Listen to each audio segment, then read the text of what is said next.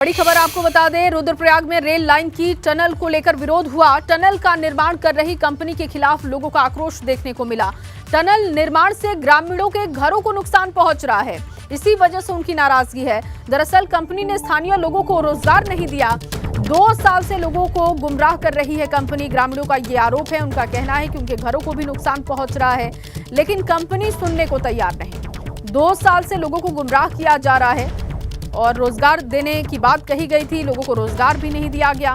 2 सालों से ये स्थिति बनी है, जिसके बाद अब नाराजगी लोगों की दिखाई दे रही है। हमारी कंपनी से यही मांगे है, पिछले नवंबर से हमारी एक ही मांगे है कि हमारी जो मकानों का मुआवजा है, मकानें ध्वस्त हो चुकी है।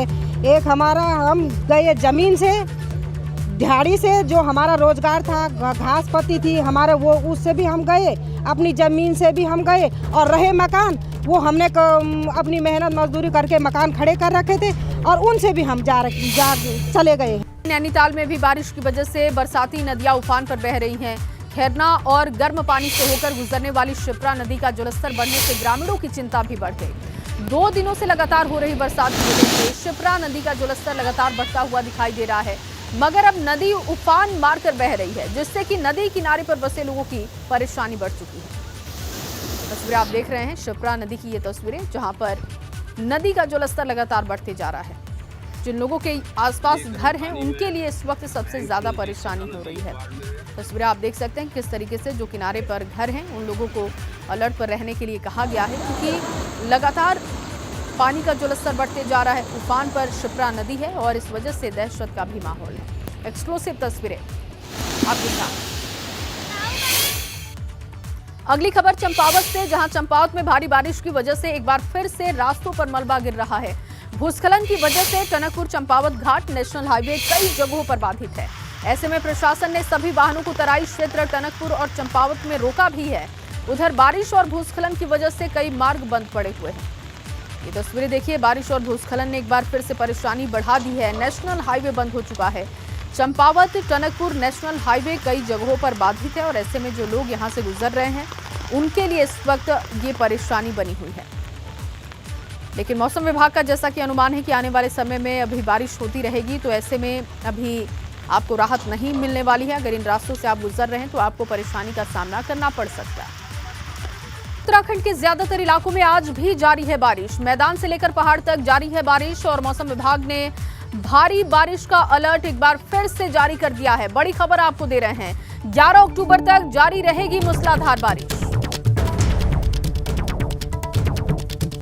मौसम विभाग का अनुमान है कि अभी आने वाले समय में और परेशानी बढ़ सकती है। 11 अक्टूबर के लिए मूसलाधार बारिश की संभावना जाहिर की गई है। मौसम विभाग की चेतावनी के बाद अलर्ट पर आपदा प्रबंधन विभाग है। लोगों से भी अपील की जा रही है कि वो जब भी सफर करें सुरक्षित रहें, अपना ध्यान रखें और जब तक बहुत जरूरी ना हो और पहाड़ी इलाकों का वो दौरा ना करें। तो एक तरफ बारिश तो वहीं बर्फबारी भी हो रही है। हेमकुंड साहिब में मौसम बदला हुआ है। हेमकुंड साहिब में फिर से बर्फबारी हुई है, जिस वजह से हेमकुंड साहिब में करीब 2 इंच तक बर्फ जमी है।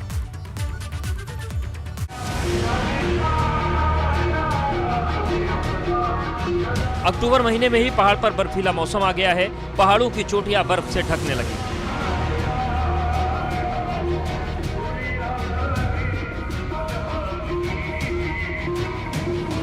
ये तस्वीरें हेमकुंड साहिब की हैं, जहां पर बर्फबारी ऐसी हुई मानो सर्दी का मौसम।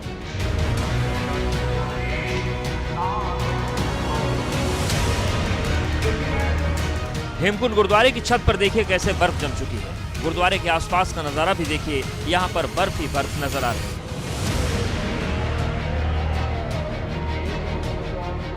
गुरुद्वारे के आसपास के क्षेत्र में करीब 2 इंच तक बर्फ जम गई है। ये पूरा इलाका अब सफेद रंग में रंगा नजर आ रहा है। बर्फबारी की वजह से हेमकुंड साहिब का नजारा बेहद खूबसूरत लग रहा है। हेमकुंड साहिब आने वाले यात्री इस खुशगवार माहौल को देखकर अभिभूत हो रहे हैं। हेमकुंड साहिब के आसपास की पहाड़ियों पर भी बर्फ जम चुकी है। अक्टूबर महीने की बर्फबारी ने पहाड़ियों को ढकना शुरू कर दिया है। 10 अक्टूबर को हेमकुंड साहिब के कपाट बंद होने जा रहे हैं। जाहिर है उससे पहले ही बर्फबारी होना श्रद्धालुओं के लिए सौगात तो है, मगर इससे गुरुद्वारा प्रबंधन कमेटी की मुश्किल बढ़ गई है। क्योंकि हेमकुंड साहिब में काफी ठंड हो रही है, यात्रियों की सेहत के लिए ठीक नहीं है। एबीपी गंगा के लिए हेमकुंड साहिब से रणजीत रावत की रिपोर्ट।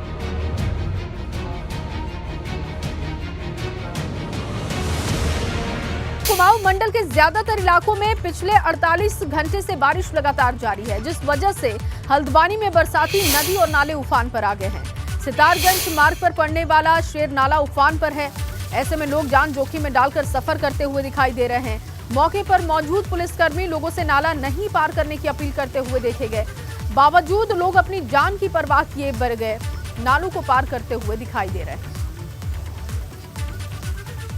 भारी बरसात हो रही है, इसलिए सुरक्षित यात्रा कीजिए और सबसे ज़्यादा महत्वपूर्ण यह है कि किसी भी नाले नदी जिसमें उफान पे आ रहा है वहाँ उसको पार करने की कोशिश मत कीजिए।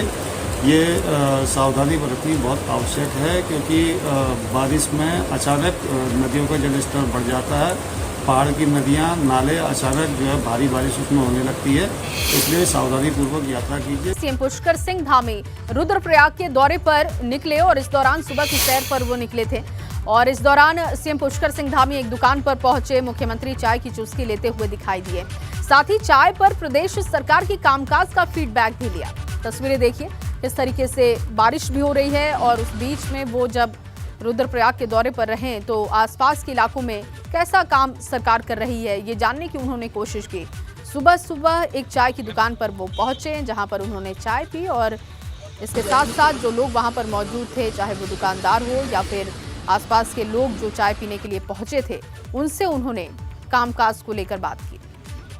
तो उत्तरकाशी में द्रौपदी के डांडा पर सर्च ऑपरेशन 6वें दिन भी जारी है, मगर खराब मौसम की वजह से सर्च ऑपरेशन में दिक्कत हो रही है। रिपोर्ट देखिए।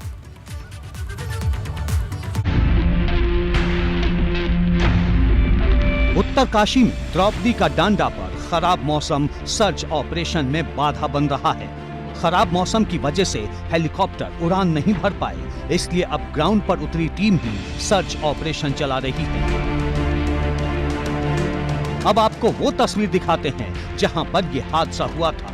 ये तस्वीर द्रौपदी का डांडा पर उस पहाड़ी की है जहां पर ये घटना हुई। इस तस्वीर में साफ देखा जा सकता है कि ग्लेशियर्स के बीच एक बहुत बड़ी दरार बन गई है। बर्फ की चट्टान नीचे की तरफ धंसी हुई नजर आ रही है। चश्मदीद ने भी बताया था कि उस समय एक बहुत बड़ी चट्टान उनके ऊपर आ गिरी थी। घटना के बाद टीम के ज्यादातर सदस्य बर्फ में दब गए थे। न किसी को संभलने का मौका मिला, न ही कोई किसी दूसरे की मदद कर पाया। लेकिन खराब मौसम की वजह से सर्च ऑपरेशन में परेशानी हो रही है। दोपहर बाद जो मौसम है, मौसम बिल्कुल ख़राब हो गया था और जो हवाई सेवाएं हैं पूरी तरह से बंद कर दी गई थी। यहाँ तक आपको बता दूं 2 जगह से रेस्क्यू कार्य चल रहा है, हरसिल और आपका मातली हेलीपैड। तो जिस तरह से मौसम बना हुआ है, मैं आपको दिखा दूँ ऊपरी क्षेत्र में लगातार बारिश और बर्फबारी हो रही है, जिससे रेस्क्यू करने में दिक्कत आ रही। उत्तरकाशी का ये इलाका 18,000 फीट की ऊंचाई पर है, इसलिए कुदरत की चुनौती सर्च टीम की काम को और मुश्किल बना रही है। अभी कुछ जो बॉडीज़ अभी रिकवर नहीं हुई हैं उनका मैनुअल रेस्क्यू भी चल रहा है और बाकी जो हेली ट्रांसफ़र होना है बॉडीज़ का यहाँ डिस्ट्रिक्ट हेडक्वार्टर में, वो मौसम आधारित है। तो जैसे ही वह विंडो खुलेगी मौसम के हिसाब से सूटेबल होगा तो उनको भी लाने की कार्रवाई करेंगे। इन दुर्गम पहाड़ियों पर बर्फ में दबे लोगों को खोजना भी आसान काम नहीं, इसलिए एक स्पेशल टीम को कमान सौंपी गई। लेकिन खराब मौसम ने उसकी राह में भी मुश्किल खड़ी कर दी है। एबीपी गंगा के लिए उत्तरकाशी से दिग्वीर बिष्ट की रिपोर्ट। उत्तरकाशी पर आपको बड़ा अपडेट दे दे, उत्तरकाशी में आज भी सर्च ऑपरेशन जारी है। द्रौपदी के डांडा पर सर्च ऑपरेशन का आज 6ठा दिन है। अभी भी लापता चल रहे हैं 2 लोग और उनकी तलाश हो रही है। कल देर शाम एक और शव को बरामद किया गया था, सर्च टीमों ने अब तक 27 शवों को बरामद कर लिया है। 2 लोग अभी भी बताए जा रहे हैं जिनके बारे में कुछ भी जानकारी नहीं है और उन लोगों की तलाश हो रही है। सर्च ऑपरेशन में दिक्कत आ रही है क्योंकि मौसम खराब है। मौसम में जो तब्दीली हो रही है उस वजह से भी परेशानी बढ़ी हुई है।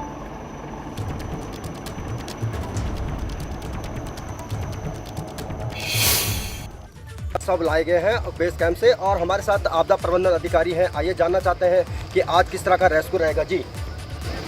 जैसा कि आज तक हम टोटल 11 डेड बॉडी रिकवर कर चुके थे और यहाँ पर मातली भी आ चुकी थी, तो उनको डेड बॉडी उनके परिजनों को सुपुर्द कर दी गई। और इस क्रम में आज 10 डेड बॉडी और प्राप्त हुई हैं जो मातली में आ चुकी हैं। उनका खिलाफ पंचनामा पोस्टमार्टम की कार्रवाई की जा रही है। तब साथ उनको उनके संबंधित परिजनों को सुपुर्द किए जाएंगे और जो अदर स्टेट के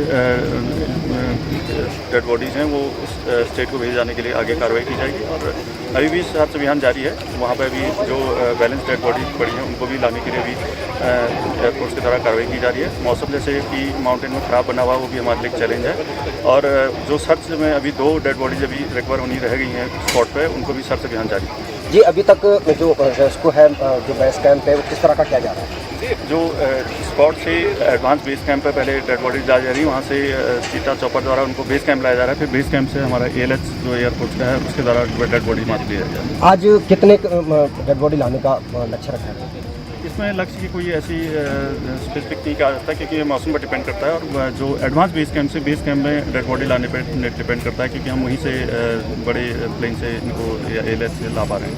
तो अभी मातली कितनी डेड बॉडियाँ पहुँची हैं टोटल? मातली अभी आज की डेट में 10 पहुँची हैं और जैसे कि 11 पहले ही हम डिस्कस कर चुके हैं। और दिग्वीर मेरे सहयोगी फोन लाइन पर जुड़ चुके हैं। दिग्वीर, क्योंकि आज 6ठा दिन सर्च ऑपरेशन का है, सबसे पहले तो बताइए कि सर्च ऑपरेशन को लेकर अपडेट क्या है और क्या जानकारी है? जो 2 ट्रेनी बताए जा रहे हैं कि लापता हैं, क्या उनके बारे में अब तक कोई जानकारी मिल पाई है? जी भैया, आपको बता दो आज रेस्क्यू का 6ठा दिन है और जो आज का अपडेट है 10 डेड बॉडियाँ मातली हेलीपैड पर लाई गई है। और इसके बाद फिर जाके एक रेस्क्यू और होना था जो अभी अन्य डेड बॉडियाँ लाने का सिलसिला था, लेकिन किसी कारणवश अभी मौसम जो बेस कैंप है वहाँ पे ठीक नहीं है, हेलीकॉप्टर नहीं उतर पा रहा। तो उनका कहना यह है कि जैसे ही मौसम खुलता है हेलीकॉप्टर उड़ान भरेगा और फिर उनको लेके आएगा, लेकिन किसी कारण मौसम खराब है, मौसम ऊपर पैक हो चुका है। लेकिन अब ये देखना होगा कि जो अन्य डेड बॉडियाँ हैं वो जैसे ही मौसम ठीक होता है वैसे ही उनको लाने का प्रयास किया जाएगा। तो जो दो लोगों अभी जो लापता बताए जा रहे हैं वो सर्च अभियान जो वहाँ पे जारी है और लगातार सर्च अभियान किया जा रहा है। तो बिल्कुल, यानी कि मौसम सबसे बड़ी परेशानी है इस वक्त सर्च ऑपरेशन में। दिग्वीर, जैसा कि आप भी बता रहे हैं, बहुत शुक्रिया तमाम अपडेट के लिए। एवलांच के दौरान जहां 29 लोगों की जान गई, तो वहीं टिहरी के रोहित खुशनसीब हैं कि उनकी जान बच पाई है। एवलांच से बचकर वापस लौटे ट्रेनी रोहित भट्ट सुरक्षित अपने घर पहुंचे। रोहित के सकुशल घर पहुंचने पर परिजनों में खुशी का माहौल भी दिखाई दिया। रोहित ने इस दौरान घटना के बारे में पूरी जानकारी दी। रोहित ने कहा कि एवलांच की गति काफी तेज थी, जिस वजह से किसी को संभलने का मौका नहीं मिल पाया। रोहित ने यह भी बताया कि एवलांच के बाद जब इन्हें होश आया तो इंस्ट्रक्टर्स के साथ मिलकर साथियों को बचाने की कोशिश की, लेकिन उस वक्त तक काफी देर हो चुकी थी क्योंकि तूफान बहुत तेज था और इस वजह से किसी को संभलने का मौका नहीं मिल पाया। स्लैब अवलांच आया तो ये एकदम से आया, सबको अपने साथ बहा कर लेकर चला गया। कुछ भी समझ में नहीं आ रहा था कि अब क्या होगा, कैसे होगा, क्या करूं। लेकिन उसके जब थोड़ा सा मेरे को होश आया, जब मैंने होश संभाले अपने, उसके बाद कुछ इंस्ट्रक्टरों के साथ बचकर रेस्क्यू भी किया है। किसी को हमने जिंदा वहाँ से रेस्क्यू किया, किसी की डेड बॉडीज निकाली वहाँ से। रुद्रप्रयाग की अगर बात की जाए, यहाँ भी मौसम का मिजाज बदला हुआ है। केदारनाथ धाम की पहाड़ियों पर बर्फबारी हो रही है। बर्फबारी की वजह से केदारनाथ धाम में इस वक्त ठंड में इजाफा है और 27 अक्टूबर को यहां पर कपाट बंद कर दिए जाएंगे। यानी कि केदारनाथ धाम के जो कपाट है वो 27 को बंद होंगे। इससे पहले हमने आपको जानकारी दी, हेमकुंड साहिब के कपाट शीतकालीन के लिए कल बंद होने वाले हैं और 27 अक्टूबर को केदारनाथ धाम के कपाट बंद होने वाले हैं। हेमकुंड साहिब को लेकर बड़ा अपडेट आपको दे दें। हेमकुंड साहिब में आज भी जारी है बर्फबारी। पिछले 2 दिनों से लगातार यहां पर बर्फबारी हो रही है। कल बंद होंगे हेमकुंड साहिब के कपाट। शीतकाल के लिए ये कपाट बंद होने वाले हैं, लेकिन उससे पहले बर्फबारी का दौर शुरू हो चुका है। लगातार 2 दिनों से यहाँ पर भारी बर्फबारी हो रही है। तस्वीरें आप देख सकते हैं हेमकुंड साहिब की, ये तस्वीरें हैं जहां पर खूबसूरत नजारा इस वक्त है। शीतकाल के लिए कल हेमकुंड साहिब के कपाट बंद कर दिए जाएंगे। हेमकुंड गुरुद्वारे के आसपास की तस्वीरें देखिए, कितना खूबसूरत नजारा इस वक्त बना हुआ है, लेकिन इसकी वजह से परेशानी ये बढ़ी है कि ठंड में भी इजाफा हो चुका है। और इस बीच आपको एक और बड़ी खबर दे, भारी बर्फबारी के चलते हेमकुंड यात्रा पड़ाव घंघरिया में रोकी गई है यात्रा। बड़ी खबर इस वक्त आपको दे रहे हैं, यात्रा पर रोक लगा दी गई है। सुबह तड़के ये यात्रा रोक दी गई थी। यात्रा रोकने से पहले 6 सिख यात्री हो गए थे हेमकुंड रवाना। और तो घांघरिया में ये यात्रा रोकी गई है। सुबह तड़के ये यात्रा रोकी गई, जहां पर सिख यात्री हेमकुंड के लिए रवाना हुए थे। इनकी संख्या 6 बताई जा रही है। 250 से जो यात्री हैं, बताया जा रहा है कि सिख यात्री इसमें मौजूद थे और हेमकुंड साहिब के लिए ये यात्रा रोकी गई है। धारचूला में मौसम ने एक बार फिर से करवट ले ली है। धारचूला के निचले इलाकों में बारिश हो रही है, तो वहीं ऊंचाई वाले इलाकों में बर्फबारी हो रही है। दारमा घाटी के चीन सीमा से लगते इलाकों में बर्फबारी हो रही है। उधर व्यास घाटी की बात करें, लिपू लेक वाले ऊंचाई वाले इलाकों की बात की जाए, इन इलाकों में भी बर्फबारी हो रही है, जिस वजह से दारमा घाटी के 14 गांव, व्यास घाटी के 7 और चौदास घाटी के 14 गांवों में जनजीवन अस्त व्यस्त होता हुआ दिखाई दे रहा है। ठंड बढ़ने से लोग घरों में रहने को मजबूर हो चुके हैं। तस्वीरें आप देख रहे हैं, धारचूला के ऊंचाई वाले इलाकों की ये तस्वीरें हैं, जहां पर लगातार बर्फबारी हो रही है। उधर उत्तरकाशी जिले में भी मौसम का मिजाज बदल चुका है। गंगोत्री यमुनोत्री धाम की पहाड़ियों पर बर्फबारी हुई है, जिस वजह से गंगोत्री धाम की पहाड़ियां सफेद दिखाई देने लगी हैं। बर्फबारी के चलते गंगोत्री धाम में पारा भी गिर गया है और इससे ठंड में इजाफा हुआ है। तो ये आप तस्वीर गंगोत्री धाम की देख रहे हैं, जहां पर इस वक्त मौसम का मिजाज बदला हुआ है। बर्फबारी की वजह से ठंड में इजाफा हो चुका है।